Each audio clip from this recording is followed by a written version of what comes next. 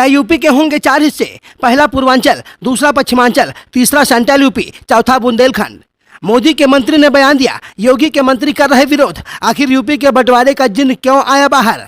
क्या आप चाहेंगे अखंड उत्तर प्रदेश या संजू बलियान की तरह आपको चाहिए अपना पश्चिमी प्रदेश? बीजेपी शुरू से ही छोटे राज्यों के पक्ष में रही है। यूपी को बांट के उत्तराखंड वाजपेयी के कार्यकाल में बनाया गया। बिहार से झारखंड और मध्य प्रदेश से छत्तीसगढ़ को अलग भी एनडीए के सरकार में ही किया गया। तब बहुमत की सरकार नहीं थी, अब केंद्र और राज्य में बीजेपी की बहुमत की सरकार है। तो क्या यूपी का बंटवारा फिर होगा? मोदी सरकार के मंत्री संजू बलियान की मांग है कि पश्चिमी उत्तर प्रदेश को अलग कर दिया जाए। यह दिल्ली से नजदीक है, तेजी से विकास होगा। लेकिन योगी के कई मंत्री इस प्रस्ताव के विरोध में हैं। उनका मानना है कि ऐसा करना ठीक नहीं होगा। तो सबसे पहले इसके फायदे और नुकसान के बारे में बात करते हैं, फिर आप बताइए कि प्रस्ताव लाना चाहिए या नहीं।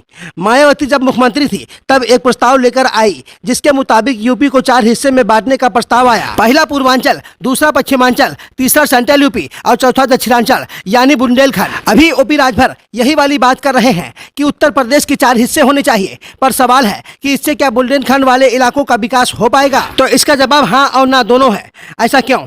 यह समझने के लिए फायदे और नुकसान को समझना होगा। मूल रूप से इसके 2 बड़े फायदे हैं। फायदा नंबर 1, राज्य के काम से लखनऊ नहीं जाना होगा, न केस लड़ने के लिए इलाहाबाद हाई कोर्ट जाना होगा। हर राज्य की अलग राजधानी होगी, वहीं हाई कोर्ट, सीएम आवास सब होगा, जैसा एक नए राज्य में होता है। फायदा नंबर 2, अभी आरोप लगता है कि पश्चिमी उत्तर प्रदेश का पैसा पूर्वांचल के विकास में लगता है, हर क्षेत्र में बराबर ध्यान नहीं दिया जाता है। यह आरोप कम होगा और सब अपने अपने राज्यों पर ध्यान देंगे। फायदा नंबर 3, कानून व्यवस्था को कंट्रोल करना आसान होगा, केस निपटने में तेजी आएगी, क्योंकि प्रयागराज से लखनऊ फाइल लाने की चिंता नहीं होगी। हालांकि ये भी हो सकता है कि झारखंड, उत्तराखंड, छत्तीसगढ़ की तरह हालात हो जाए। तेजी से विकास होने के बजाय नेता अपनी सियासत सेट करने में प्रदेश की खजाना खाली कर दे। इसलिए जब भी किसी राज्य या देश का बंटवारा होता है तो वहाँ की जनता को विकास के प्रति जागरूक होना पड़ता है, वरना भारत और पाकिस्तान एक साथ आजाद हुए, लेकिन आज देख लीजिए भारत कहाँ और पाकिस्तान कहाँ है। इसलिए हमने कहा कि इसके नुकसान भी हो सकते हैं। नुकसान नंबर 1,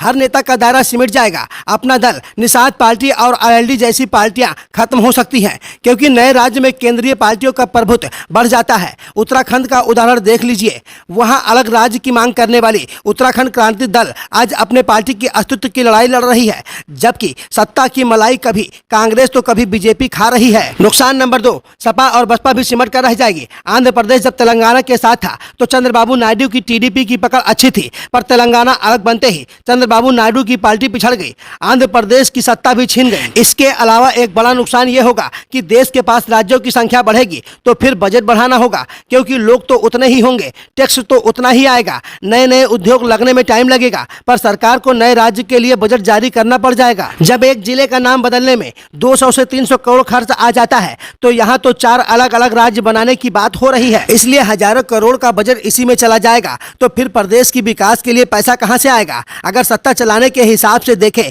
तो बंटवारे का फैसला ठीक है, न्यायिक दृष्टिकोण से भी ठीक है, लेकिन आर्थिक दृष्टिकोण से बिल्कुल भी ठीक नहीं लगता। सारी चीजें समझने के बाद अब आप इस पर क्या कहेंगे? हमारे कमेंट बॉक्स में कमेंट करके जरूर बताइए कि क्या यूपी का बंटवारा होना चाहिए या नहीं।